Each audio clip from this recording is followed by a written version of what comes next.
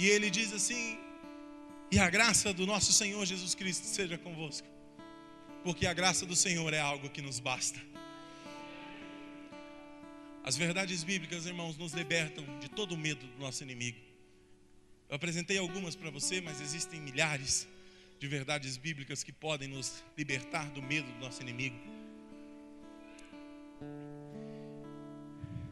O cristão não pode viver cativo do pecado. O livro de Hebreus, capítulo 12, versículo 4, diz assim: ainda não resististe até o sangue, combatendo contra o pecado. A maioria das vezes que nós vemos hoje, querido, são pessoas que se entregam fácil demais. Não é nem um banquete que o inimigo coloca sobre a sua frente, mas uma marmita, e ele está se entregando. Está se entregando por um pão com margarina. Chineque, pastor Berlei. Mas a palavra do Senhor diz assim: vocês não resistiram até o sangue contra o pecado. Existem muitas situações, querido, que cristãos se entregam de uma maneira muito fácil. Muito fácil. O inimigo nem está tão preocupado em fazer a armadilha, porque está muito fácil. Mas no nome do Senhor Jesus eu profetizo sobre esta igreja uma geração de Daniel, uma geração de Sadraque, uma geração de Mesaque, uma geração de Abednego, que se enfrentam até a própria morte, mas não vivem debaixo do jugo do pecado. Amados, a palavra do Senhor nos diz lá no livro de Daniel, capítulo 6, que Daniel preferiu morrer, dizendo assim: pode me jogar lá com os leões, mas eu não vou viver cativo debaixo de um jugo do pecado. No mesmo livro de Daniel, mas no capítulo 3, nos fala sobre a história dos 3 jovens, Sadraque, Mesaque e Abednego. Diz assim: quer jogar no fogo, meu irmão? Joga, mas eu não vou concordar com essa imundícia e não vou viver em pecado. E a palavra do Senhor está nos dizendo que nós ainda não resistimos até o sangue combatendo contra o pecado. Lá no livro de Gênesis nós vemos a vida de José, que preferiu ser jogado na prisão injustamente a viver num jugo de pecado. Ele disse: for que tem que ser preso, então que eu seja preso, mas eu não vou viver num jugo de pecado. O Senhor está necessitando que se levantem, e eu tenho profetizado que nesta igreja, todos desta igreja se levantarão com autoridade para resistir até o sangue contra o pecado. Esta igreja será uma igreja conhecida pela santidade e pela humildade. Que o Senhor se levantará com a sua graça sobre a nossa vida, e nós resistiremos ao pecado. E eu profetizo no nome do Senhor Jesus, que você não vai ser deixado de ser tentado pelo inimigo, mas você vai ter a força para resistir ao pecado. Porque o primeiro versículo que lemos diz assim: os que esperam no Senhor renovarão as suas forças.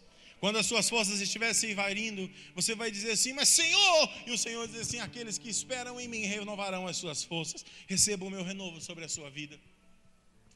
A palavra do Senhor tem nos mostrado, e nos mostra também em Atos capítulo 7, versículo 59, que Estevão, enquanto era apedrejado, ele dizia: Senhor, recebe o meu espírito. Fala a verdade, meu irmão, ele não podia estar orando assim: Senhor, toca fogo nesses caras que estão tacando pedra de mim, eu sou teu servo.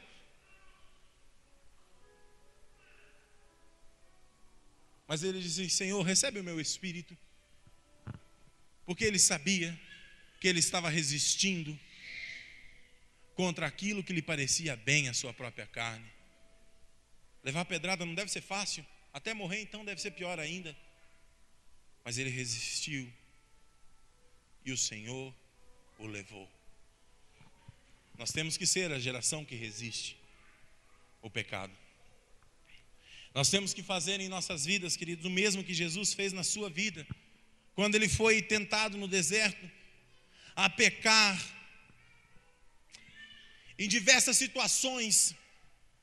Ele foi tentado a pecar no deserto, mas ele dizia: não, está escrito isso. E era levado a um outro nível de tentação. Ele: não, está escrito aquilo. A mais um nível de tentação, ele dizia negativo: está escrito, e eu confio no que está escrito. E a palavra do Senhor nos diz, em 1 João capítulo 2, versículo 6, talvez você diga assim: Rogério, mas ele era Jesus, para ele era mais fácil. Meu irmão, se era fácil ou não, 1 João capítulo 2, versículo 6 diz que nós temos que fazer igual a ele.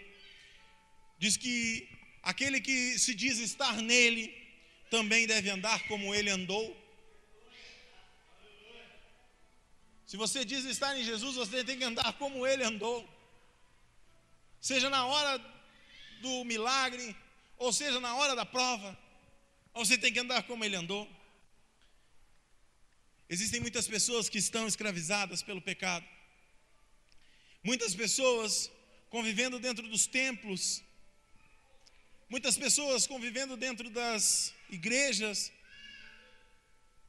que estão escravizadas pelo pecado e cometendo uma injustiça contra si próprio. A palavra do Senhor nos diz em 1 Coríntios capítulo 6, versículo 8 e 9: mas vós mesmos fazeis injustiças e fazeis o dano. Não sabeis que os injustos não herdarão o reino de Deus? Não errais.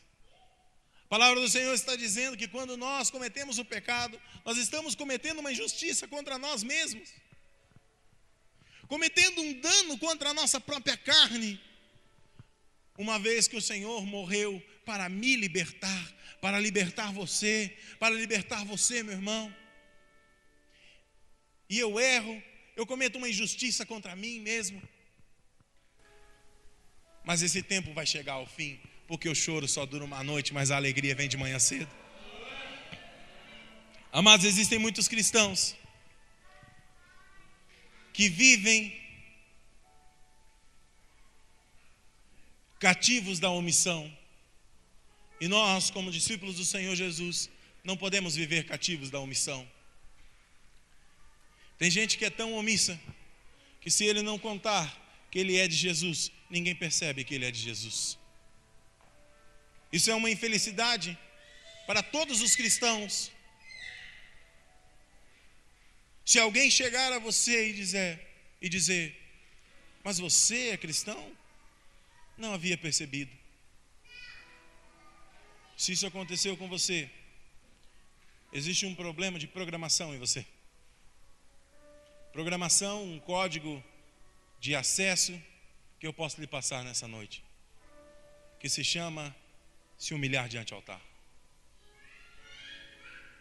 A omissão é algo terrível na vida de um cristão. Existem pessoas que se dizem de Jesus, mas seu vizinho está perecendo, seu irmão está perecendo, a sua casa está perecendo, e ele não diz nada. Ele está cometendo a omissão. Ele está preso no cativeiro da omissão.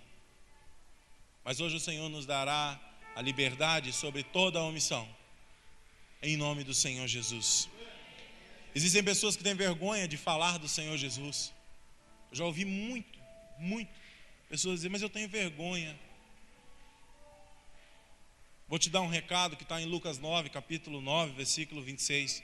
Porque qualquer que de mim ou das minhas palavras se envergonhar, o Filho do Homem também se envergonhará dele, no dia quando ele vier na sua glória, e na glória do seu Pai, e na glória dos anjos.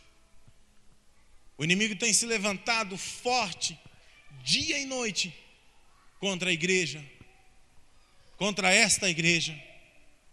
Não estou dizendo que ele não se levanta sobre as outras igrejas, mas eu posso dizer sobre a nossa igreja apenas.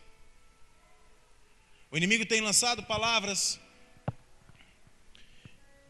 negativas, sobre muitos irmãos, sobre muitas pessoas. Ele vive soprando palavras negativas, palavras de derrota, dizendo: você não vai conseguir, você não é capaz, pare com isso, por que lutar? Você já perdeu mesmo. Para que pagar preço pela tua família? Já provaram que não querem nada com Deus mesmo? Para quê? O inimigo tem soprado essas palavras. E muitas vezes a igreja tem ouvido essas palavras. E tem acalentado essas palavras no seu coração. E dizendo: para que lutar pela minha família? Para que lutar pelos meus irmãos? Se depende deles querer alguma coisa. O inimigo tem soprado as suas mentiras, dizendo que você não vai conseguir, que você não é capaz, para você parar de lutar porque você já perdeu. O inimigo tem lançado as palavras, muitas vezes ao seu coração, por meio de outras pessoas ou de qualquer outra forma, dizendo: essa igreja não vai ficar pronta até o dia da inauguração. Por que você vir trabalhar aqui? Por que você contribuir aqui? Se não vai ficar pronta mesmo? Mas hoje o Senhor me deu autoridade de profeta, e eu estou dizendo sobre a tua vida: você pode, você é capaz, o Senhor te capacitou, continue lutando porque você vai vencer. E eu profetizo e decreto em nome do Senhor Jesus, que dias antes da inauguração, nós vamos ver o palácio do Senhor montado neste lugar. Se tem alguém nessa igreja que confirma essa palavra, se coloque de pé e aplauda o Senhor Jesus.